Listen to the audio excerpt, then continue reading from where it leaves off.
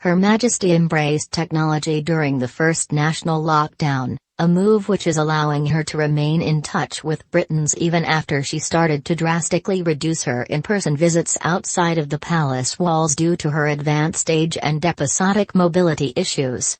By using video calls, she can hold audiences, meet diplomats, carry out engagements remotely and still be seen by royal fans. The main aspect of a royal visit that can't be replicated remotely is the walkabout, which sees members of the firm exchange a few words with fans lined up to see them outside of locations they are visiting.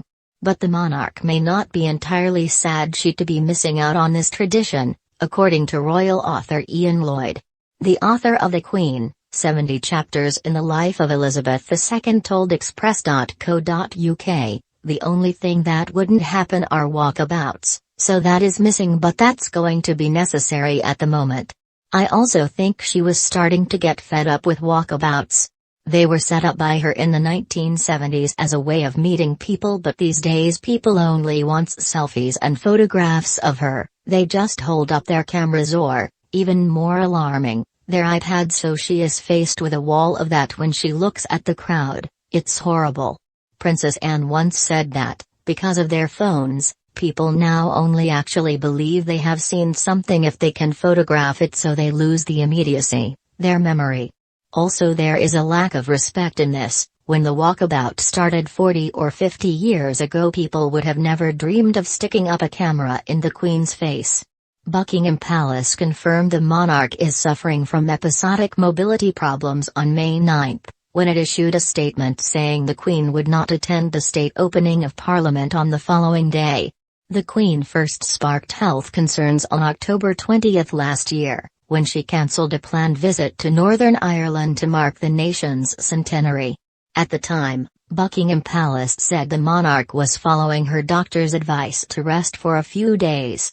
It later emerged Her Majesty had been brought to King Edward VII Hospital in London on that same day for preliminary tests. The monarch gradually cancelled all her visits outside of her residences and didn't carry out any official engagement outside of them until late March, when she attended the service of Thanksgiving for Prince Philip at Westminster Abbey.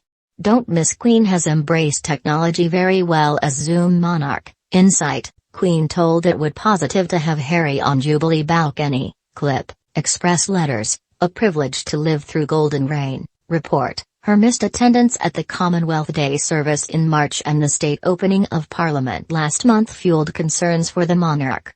However, the monarch left royal fans delighted in recent days as she attended unannounced a handful of events outside of palace walls. On May 13, she was driven to the arena, distancing some 500 yards from her castle, where the second day of the Royal Windsor Horse Show was taking place. The Queen watched some of the equestrian events from her Range Rover before taking a seat on the stands. From there, the monarch watched her youngest granddaughter Lady Louise Windsor perform aboard Prince Philip's carriage.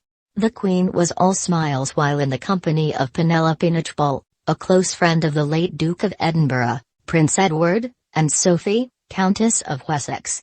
2.